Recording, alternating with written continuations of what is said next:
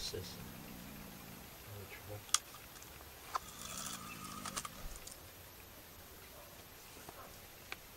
Mike! Hi everyone, I'm back from a fishing trip that was originally for 8 days but it ended up being 10. Fishing was rubbish, to be honest, but I enjoyed the break. It's absolutely roasting today. It's been absolutely roasting for the last few days. When we went it was pouring down most of the time. I might put a bit of the fishing stuff in a link in the description, so if the link's there, there's some fishing stuff. If not, I've not got around to doing it yet. So I'll get on with some gardening tomorrow, but today's job, now I've come back, I'm going to start sorting through all that lot. That's before I even look around at how the plants have been getting on under my mother's care, so I'm sure she's done her best. So alright, we'll get on with that. Right, we'll wander over to the plot. So, what's today's date? I can't think what date it is.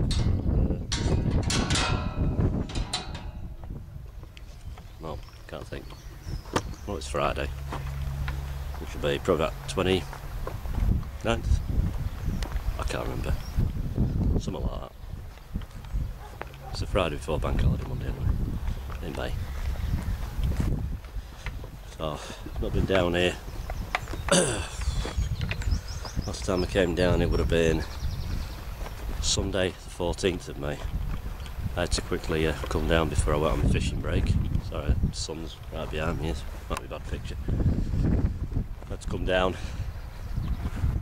because my French climbing beans, I thought they aren't going to last in the pots because they were pretty big. So I decided I had 28 and I only needed 14. So I rushed down here in the middle of sorting all my fishing gear out for a trip and stuck some canes up, planted them, watered them, sprayed my potatoes for blight because I thought I'm just getting a bit suspect the weather, and yeah, there's been blight warnings. So I've come over to spray again and see how everything's doing. Maybe water stuff. I'd rather I'd water first thing in the morning, but time's just against me. I've got like a day and a half to get back up to speed on everything, plus a million other things to do. So that's the downside to when you go away. And there's a lot of things can go horribly wrong, you know, if you're not there. So I'm just coming up to the plot. So I'm hoping there's nothing disastrous. My spuds of fair growth since we last here. Sarpo Mira, they're up, but they're a little bit patchy. God, some first days there was some flower buds starting on already. There were Pentland crowns at that point. So, strawberries have got plenty of flowers on. Right, I'll just put this bottle down. 9 litre spray bottles. And we'll have a look around so you can see anything as I see it. Right, I'll turn the camera around, I'll have a nosy. I'll turn my screen around so I can see what you're looking at. You know, the sun's right at it. There we go, strawberries. Lots of flowers and started to produce runners. Now I'm hoping to come down on Bank Holiday Monday and have a good session, a good day here. Sunflowers, let's have a look over here. Sweet peas are still looking glum, but that sunflower that I had there is completely died. It's been sheared off on it, so the leather jacket's had that. We have one remaining, shadow in the way, one remaining there. It's like a short bushy variety. Not to worry, I put cardboard down, the bulbs have actually burst through that. Giant sunflower challenge. I don't know if they've actually put on any height, but it looks like the tops are being feasted on by, you can see shiny things, so it's slugs. Now, no pellets with me. I know you don't like using pellets, but that's just one of them things. The other ones, these Moulin Rouge, they're looking quite good. And my peas, these peas actually came up without being pecked to hell. celeriac is all standing, and I'm going to give that a good watering today. I say it's not been watered for well, 12 days now, apart from rain that we had. Raspberries, I am actually thinking I might try and dig, I don't know, I might just get rid of them. They're too patchy to be worried about, and I've got courgette plants I can put in there. So I think that's the idea. Get rid of the raspberries, accept the failure, and just get what I can out of this bed this year. Courgettes usually always give more than what you need. Blueberries, let's have a look, see what's going on in here. Can't see so many petals, but what we can see, blueberries. So when it gets to a point I can't really see, I mean they're a long way off being eaten by the birds yet, I think, but I'll give it probably another week, and then I'm going to close the door, because there's still some flowers here. So once these flowers have been pollinated, that's going to get closed, that door. Then Mr. Blackbird shouldn't cause any problems. The only thing is, there might be some of them grubs that eat blueberries get on them, because the birds can't peck them away. Asparagus, that's grown. So have the weeds. God, I mean, it's pumped up, but this side, this row here, a bit disappointing.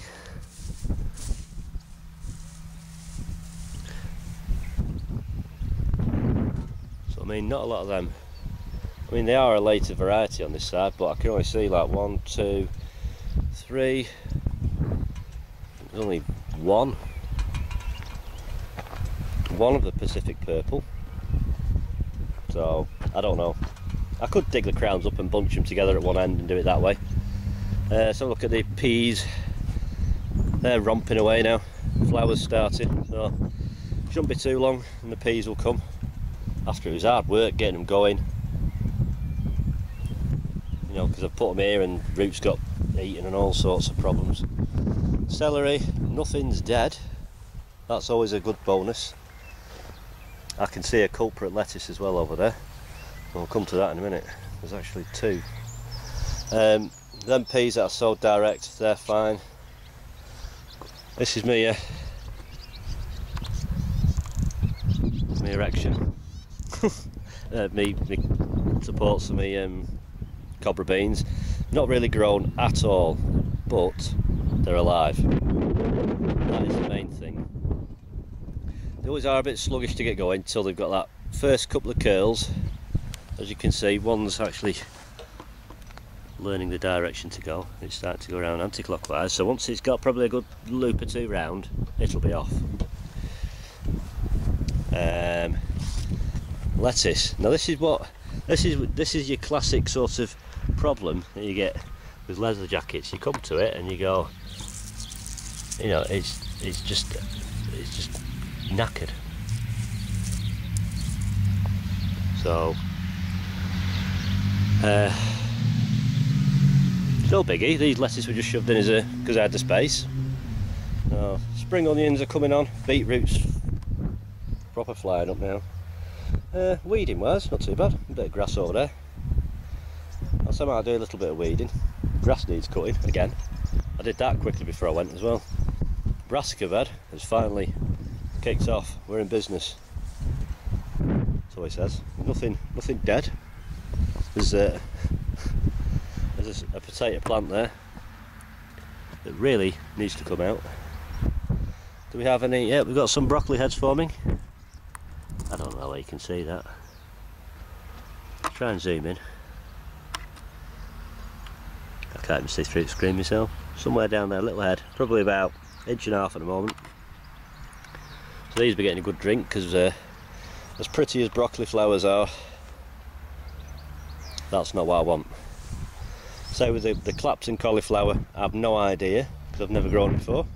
The avalanche one used to get quite upright, and all of a sudden all the leaves would snap and it'd just close in on itself. They were great for keeping the curd covered, but Nige grows this Clapton cauliflower, so Nigel, if you're watching, I remember you saying it was a good variety, so I'll take your word for that. This lettuce bed, they're ready for harvesting now. Quite happy. Little mini iceberg that's starting to head up. No point letting them get massive because they'll just all bolt. That's what I've done in the past. You think, I'll wait till they get a bit bigger and all of a sudden, whoomp, they're up. Bit patchy.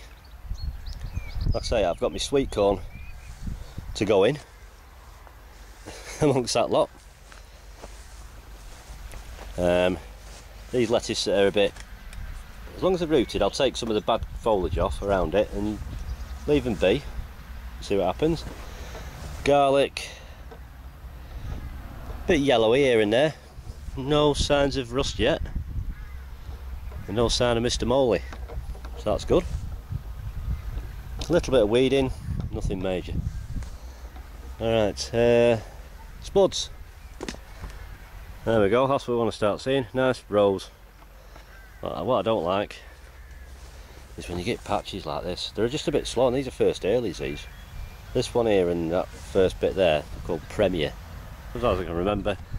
First earlies there, Maris Pier, well the first earlies are Casablanca, Maris Pier, and then here there is you know, the main croppers and some first earlies at the end here.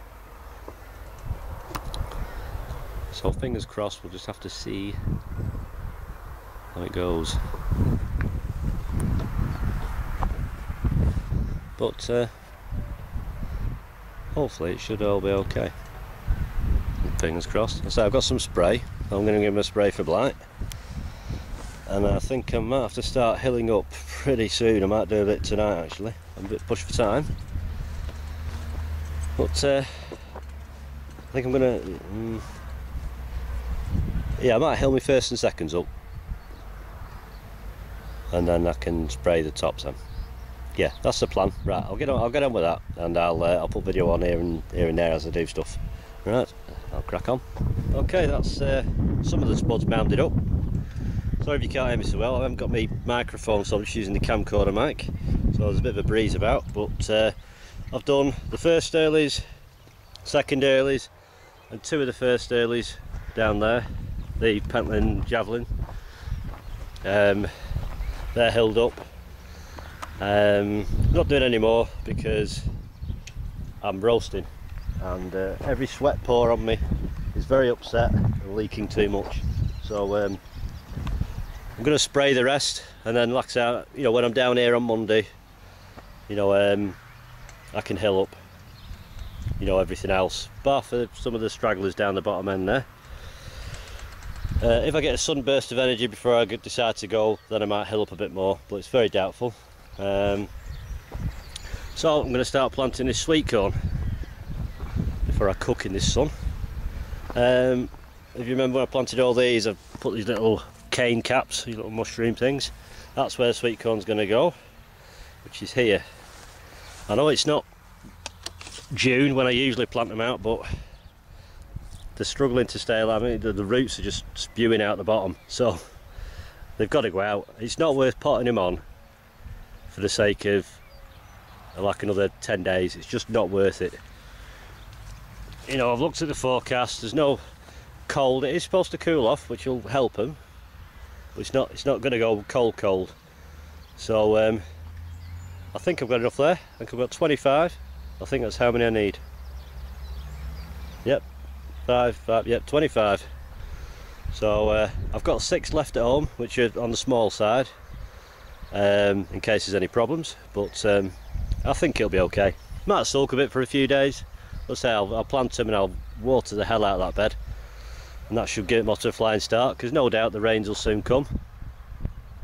Right, so I'm going to have a can of pop and then get on with that. Okay, we'll get some of the sweet corn planted. I'm not going to film all of them, it'll be very, very boring. I could do and put it on a time lapse, but you know, it's not really got a lot of battery power left, so it's pretty straightforward. I'll just check the camera, see what you can see, make sure I'm not planting out of sight.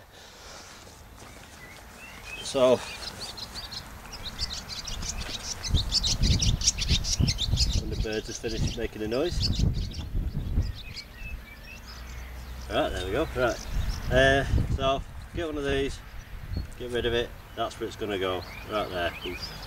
Get it out of the pot. Try not to snap some roots. It's going to be inevitable because there's that many roots coming through. But just don't be too brutal with it. I should keep most of them. There.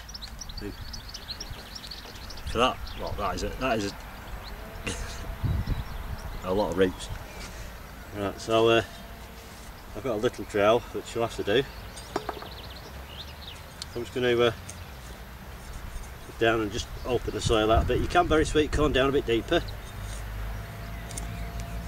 Doesn't mind, you know, it is a member of the grass family. So grass tends to grow pretty well. Well, no weeds do anyway. Make an hole like that. I'm not going to plant it much deeper. Nest it in. Cover it over.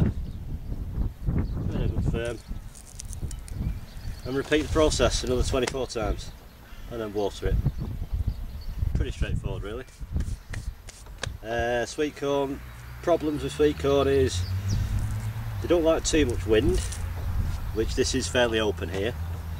Because they're pollinated on the wind. So on a calm day when the tassels come, just give them a little tap and it'll help cross-pollinate. Varieties you need to watch, because some varieties will say don't plant another variety of sweet corn too close by. Just give it that rogue potato.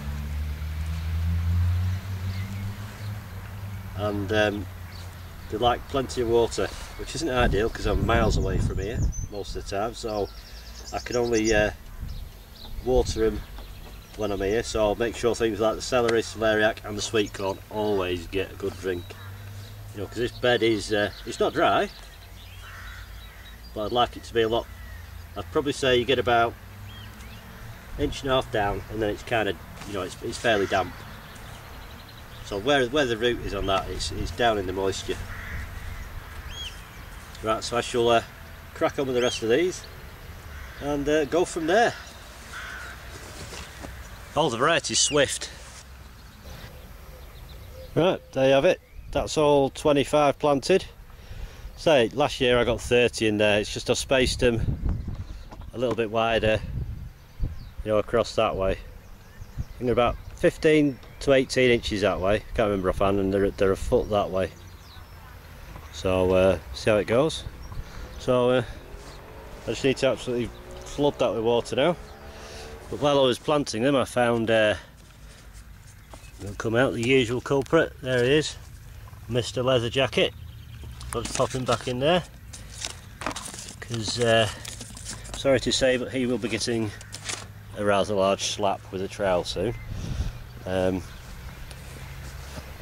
Right, watering time. So I'm probably going to put 30 to 40 litres on that bed, so they'll be well watered in. And then I don't know what I'm going to do next.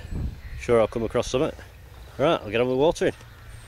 Right, I'm going to mix up some solution to spray these potatoes for blight. The stuff I used to use was this called Bordeaux mixture, and apparently it got banned. But you can still get it, but I think it's just called copper mixture now. It's the same sort of stuff. It's a powder. It doesn't really go that far, to be honest, once you've diluted it. Try and find the instructions on it. How to use. You mix 35 grams per 1.5 litres. There's 175 grams in this, so you don't get many doses. You know, and it was £4. So I'm trying this stuff. It's made by JBA Sea Potatoes, which is who I get my sea potatoes off. It's called Blackguard. Never used it before. I think it's only just come out this year. So I thought I'll give it a go. It's about 18 quid a bottle, so it's not cheap, but there's 500 millilitres in here, and 40 millilitres does 20 litres of water. So it does go a long way. So I'll fill this up with about, that's 6.5, 7 litres. So it says here 40 ml for 20 litres. It's like, I'll put about 15 ml in. No, yeah, about 15 ml. I'll do it a little bit stronger. Better off than being too weak. just in case there's any spores on there at the moment, which there could be. Obviously you don't want to be washing them in with just plain water. So yeah, I'll put between 10 to 15 mil in. So it's got a little container here that gives you the approximation. So well, how's that work? You just tip it and it fills to 40 mil. This is the guesswork now. So I don't think you have to be too precise, as long as you don't go absolutely splashing it over the plants. It smells actually like a detergent, to be honest. With a hint of terps or something. Oh, hang on, never mind. I think, try and pour it out. Oh, put it in there. There we go.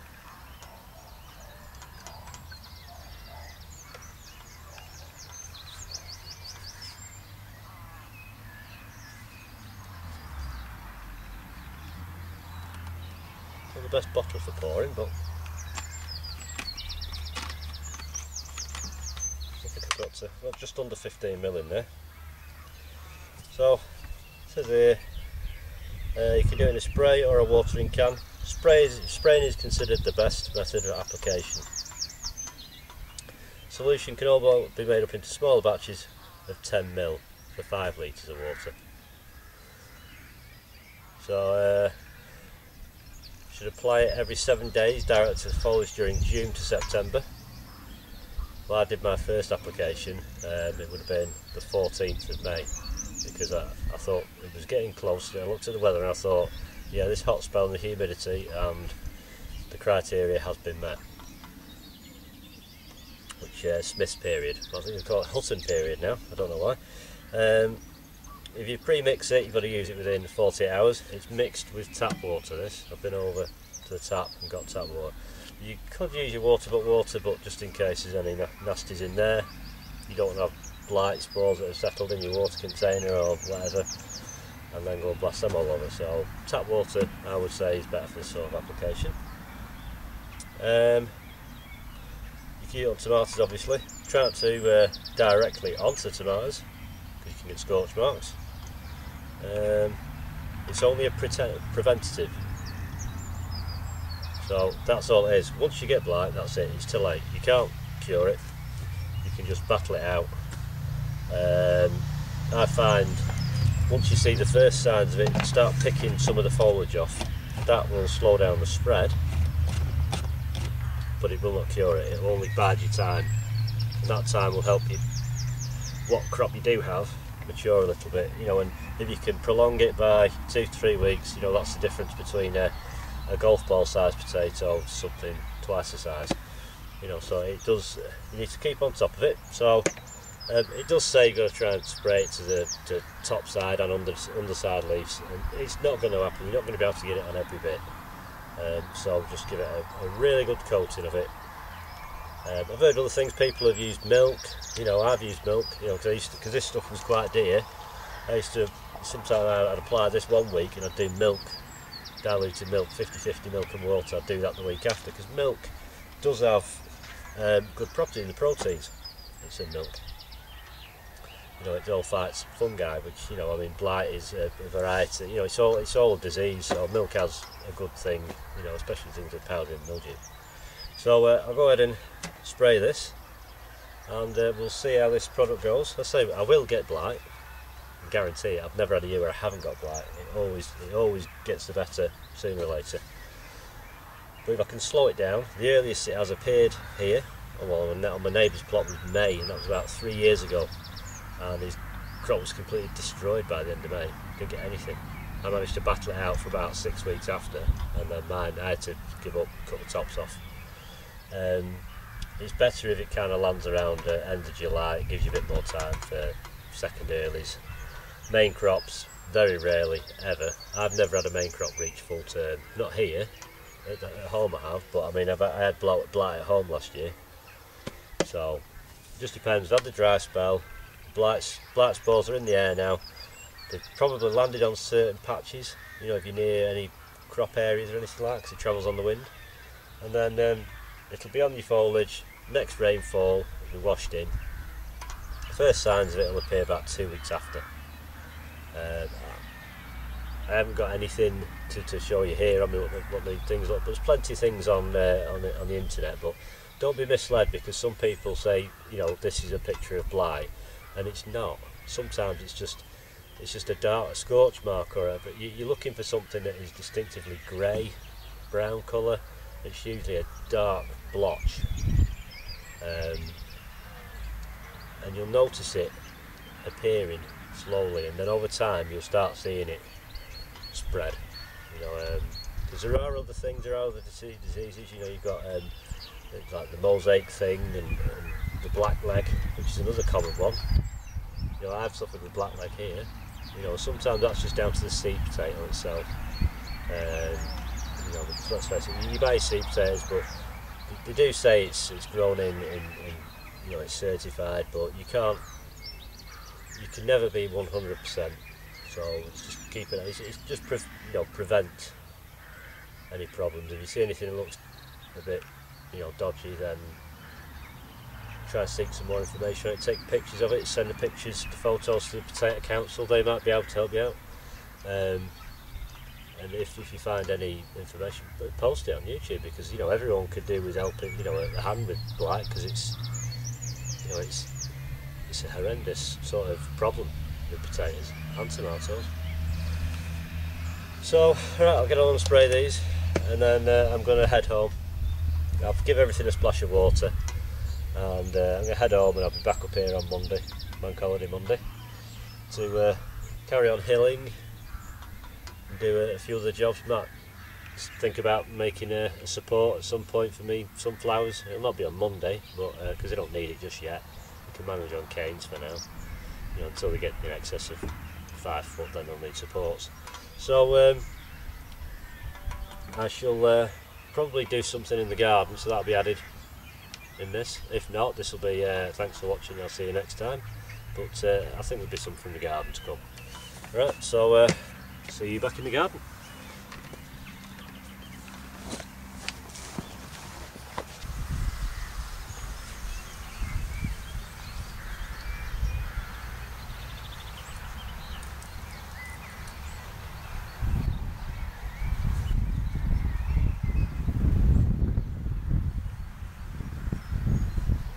Right, it's Monday the 29th of May, which is Bank Holiday Monday. Of course I wanted to get to the allotment today, but the weather is dismal. It's been raining all morning, and I had jobs to do at the allotment, jobs to do here in the poly tunnel. Just try and get back, you know, caught back up from the fishing trip.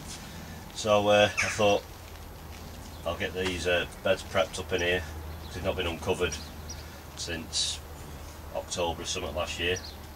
It's just the same stuff that's been in there for a few years now. It's old grow bags, spent compost, all bulk of the old tomato roots are in there that just rotted down. So I think last year what I did, I just put a layer of manure on top of it. But I'm not going to this year. I'm just doing it kind of quick and easy. Got a pack of this stuff, all purpose 6 months feed. Agro Show. Gives you the kind of amounts, but I'll just give it a good liberal scattering with it. You know, because it's so many grams for, you know, 10 litres of compost. You know, I think in these they hold about, each bed holds about 350 litres. Yeah, so just had a dose of that. You know, light dusting of bloodfish and bone meal, a little bit of lime. Just to get a little bit of calcium in the soil, and a little small amount of potash, and what else I put on? Epsom salts as well, some magnesium. Obviously these beds will be pretty depleted, they are pretty dry, so I'm just mixing it through into the top, and just to get it incorporated, and then I'll give them a right good watering to activate everything. And I'll probably get a little bit of my own compost, because it's full of worm eggs and bugs in that, and I just put a couple of trowelfuls on it just to try and get some life in there. I mean, there is the odd bug knocking about in it. I've not seen anything, you know, nasties like red ants, which used to always come in, because I put some ant powder down this end earlier on the year because I spotted them, so I thought, well, hopefully they've cleared off now. But that's it, see, 'cause I'm a bit late doing this because I've got 18 tomato plants to try and get in here. I think it's 18 I put in. I've got 18 here anyway, and they're a bit big. Surprised when you go away what can happen. So I need to de-sucker them and try and get them under some sort of control, but yeah, they're okay. Most of them are kind of pointing vertically. There's a few that have gone a bit wayward, but they'll be fine. They'll grow. They're pretty hardy. Got the string and everything like that to pull up, so I'm going to do this bed and I'm going to do exactly the same on that side, because I don't want to put my tomatoes outside because it's raining, and if there's any blight spores knocking around out there I don't want to get them washed into tomatoes and a whole new batch of failures and problems. So I'm just going to do this side and then try and put all the tomatoes on this side, prep that side, and then spread them then. Because I have got somewhere, I've not found it yet, but I've got 2 layers of membrane or polythene which I put over these with the holes cut out ready. Just helps with keeping the moisture in these, because obviously they're not a big bed. I mean, they're only like probably 20 inches that way, you know, and they're only 5 inch, well, 6 inch deep. So not a big bed, but it's ample. I've never had any problems, you know, with this. I could probably put more in it, it's just obviously I can't because of the door. This is the downside to having a 6 foot wide polytunnel. It's not like I can really get a bigger one because the garden past that side. I could probably go a couple of foot that way. We'll see what happens in the future, because I might get a bigger one that will go a little bit further beyond that way, because it's just sort of like compost heaps and a bit of a dumping ground down there. But it's, so that's all irrelevant right now. So get on with this. So yeah, just put a bit of everything on top.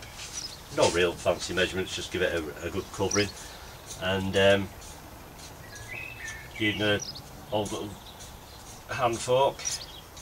I mean, all the old tomato roots have broken down. You know, it's quite good stuff. It's plenty of fibres in it. You know, which obviously a lot of them are the old tomato roots that have rotted down into like a loam. So it's pretty good stuff. You know, so I might try and do a bit of a winter crop in it once my tomatoes are out. You know, a bit of winter lettuce or lamb lettuce or something like that, maybe some brassicas. Just making sure they're not going to be in my way for next year. Obviously I've taken my shelf out from here. Everything that was in here has just been like boshed outside for the moment until I'll use one of my little polythene greenhouse. I'll set that up in a sort of semi-shaded area, so I can start some other seeds off, like the sprouts. I did start some off, but it's been a bit tricky for my mum to look after everything, so there's a few things that have you know, not done so well. But then I can resow some of them. You know, it's a little bit later than normal, but I'm sure things will be okay. I mean, there's actually worms in here. You know, just stabbed it, never mind. Right, I'll get on with this and then I'll put the video on now and then. Right, I'll give it a right good water. It's at about 50 litres on that bed. To usually tell when it can't take any more because it starts running out from the bottom of the bed. So I didn't just pour it all on in one go. I left it a few minutes in between to give it a chance to start soaking through. Scattered a bit of my own compost on that's full of worms, so hopefully they'll go down in. I did spot some red ants down in this corner, so put some ant powder down at the bottom. So I'm just going along with a lump of wood. These little holes are. Just take it down about 3 inch and just spinning it around, boring out some little holes. I mean, they will sort their own depth out as the compost sort of settles and everything. And all that's for really is for watering. You know, I tend to water them through the top of the pots until they get established, which doesn't take long. Hardly any water, because if you water them too much they won't want to send the roots down. The idea is to get the roots to go down through the pots into the main bed. So all I do with these little holes, some smaller pots, just nestle them in, and this is where I water and feed from. and if I get round to it, I don't always do it because they're not the best things, these drippers. Plus I've no water in my water butt. I think it's got a leak on it somewhere. Yeah, so all I have to do when I use my drippers, I can just get these drip heads, just guide them into each.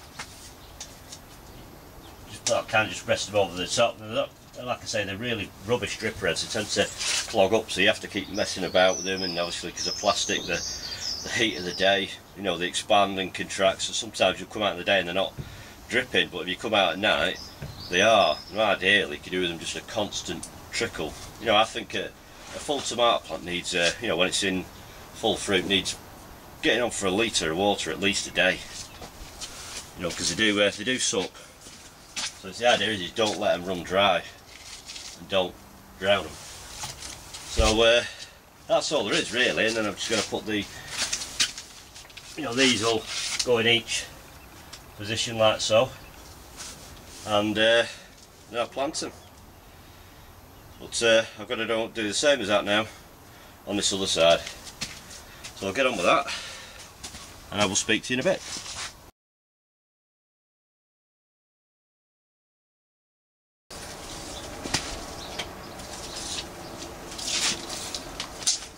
That's a lot of tomato plants.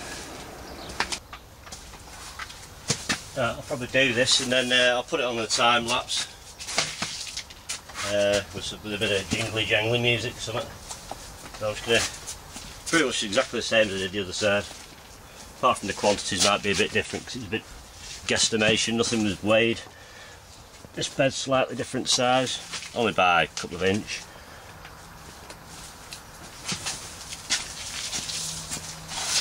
You can see it's full of fibrous roots and whatnot.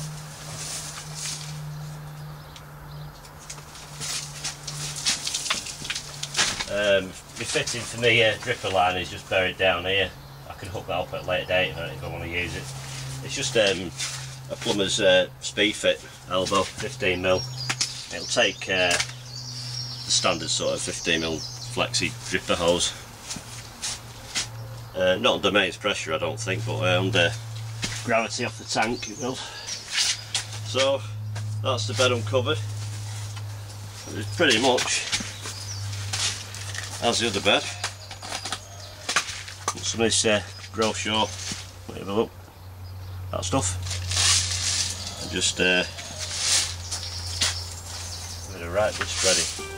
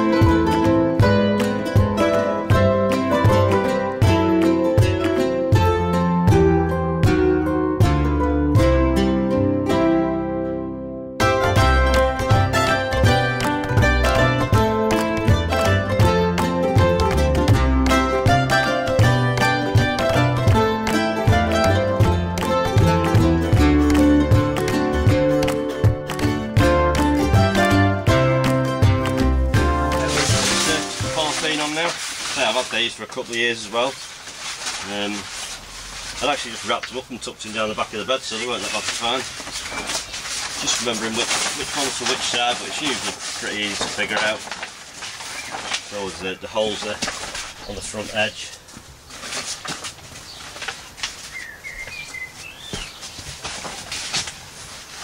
Just a case of laying it roughly where you want it.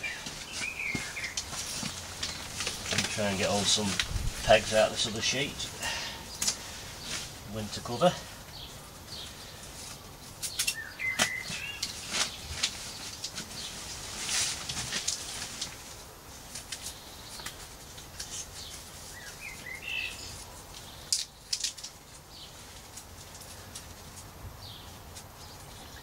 Which is easy said and done.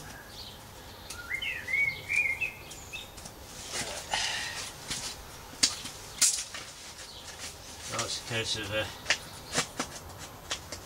there's a few holes in it from where I pegged it in the past, so just use them. Say all this will settle itself down after a while. Should do. Down this bottom end and pull it a bit tighter. Have to knock the camera over in the process. A bit more compost in that corner because it's dipping down a little bit.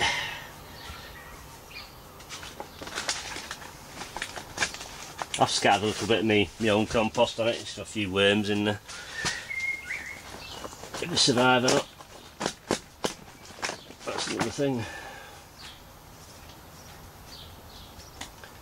You know, because I put some on and then I watered that in as well, just in case there's any like worm eggs or anything like that, just help wash it in. Might be a pointless thing, but there's no harm in trying. Like there. Slug there, on that. All the back here somewhere now. Like that, get me a bit of wood. And repeat the process. It doesn't take long to do and it's only once a year.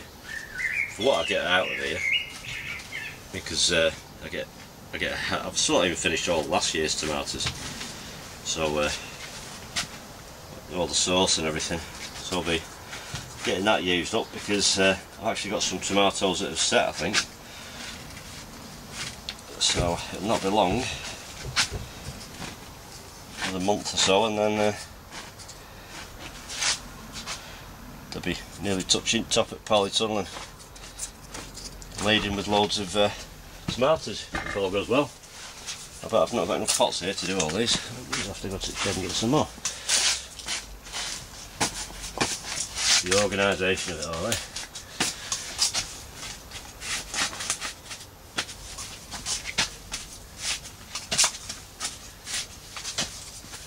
Simple, innit? One pot. There with me. There you go. That's an old one, so I just need that to use for making the holes. We'll get on with that in a minute. Tidied up in here at first, I think. They're all spread now into the sort of order that they're going to go. So I've decided to start off with all the sort of cherries. All cherries along this side here. So I've started off, I've got 3 Sun Gold, 4 Gardener's Delight, and then at the end there I've got 2 Money Makers. Over on this side I've got 3 Alicante, then I've got 3 Shirleys, and then 2 Licia Craigs and 1 Black Russian, which is like a dark sort of beefsteaky sort of thing, so it's going right at the back corner down there. Because it's not my favourite one, it just has sort of sentimental value, the Black Russian does.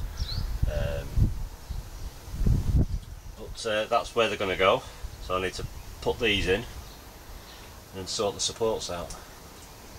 So I'll bring camera and I'll show you me potting one of them, and then I'll pot them all, and then I'll put the camera back on when I come to do the string part. Right, we'll get on with that. Right, as this is the first sort of time I've done it this way, where I've got the dummy pot inside a proper pot, I need to sort of like make a slight depression in that. We can get that, just nestle it down, and I'll give me a rough outline. All I'm going to do is hollow it.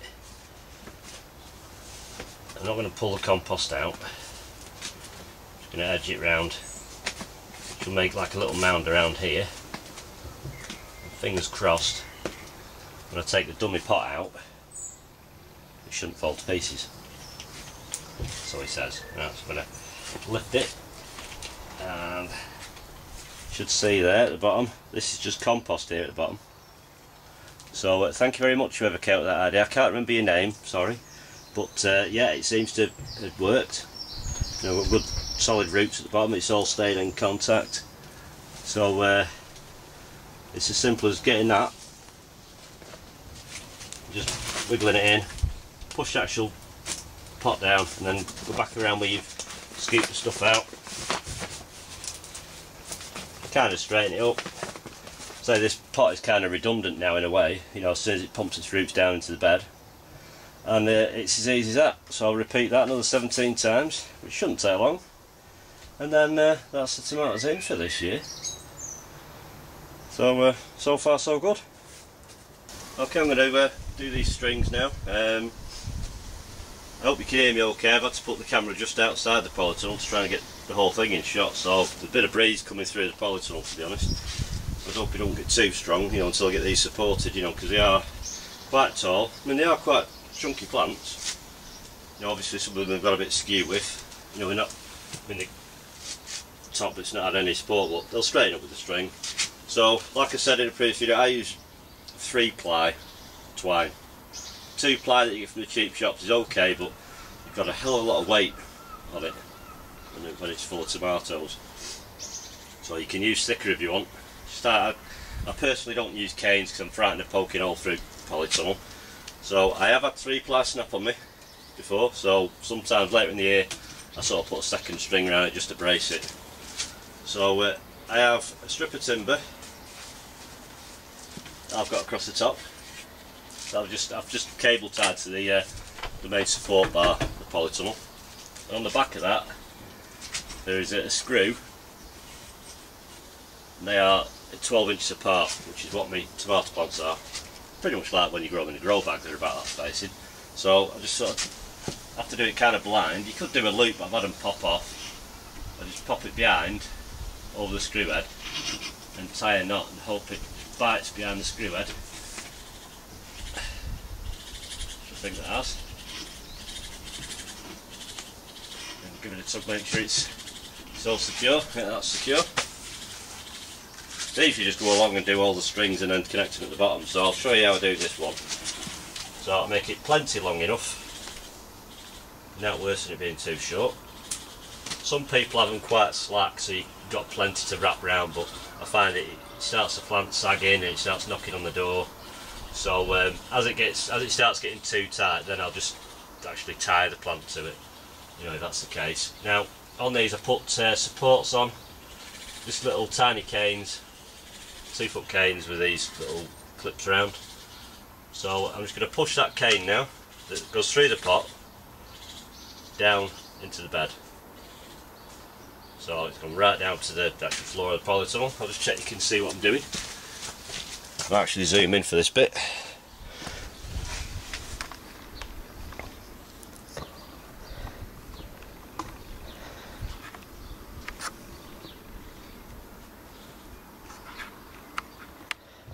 Yeah, about there. It's a bit of a jungle in here. You have to bear with me. There's no real fancy way of doing it, it's just a case of finding some way to attach this string to the plant somehow, but I don't actually tie it to the plant, I tend to tie it to the cane. Just do a simple knot around it, because you can slide it up and down in case you need some sort of slack. But I do it so it's tight, level with the compost at the bottom. I just do 2 simple little granny knots. You know, and it looks a bit slack, but obviously when you've got the weight of the plant it'll all be pulling it down. And it's a case of getting the plant, you want to give yourself a bit of slack until you've worked out what you're doing, and then simply wrap it, doesn't really matter which way, without snapping anything or bending any of the trusses or anything. Sometimes you might have to go around 2 or 3 times for you find a nice clear run for it to go. Because these have gone a bit skew with, I'm going to put them quite tight for a few days till they straighten up. Because tomato plants, they can take a bit of bullying about. and just checking it for any suckers as I go along. And then all we do, I'm going to slide this knot down like that, and I can actually grab the plat just to ease it up. Sucker at the top there, because when you get a sucker come, it'll force the top to lean over. So as that grows, I can bend it back round. I mean, I could do it now, loop it round like that, you know, and it'll just carry on growing from that. But that's it. That's all I do.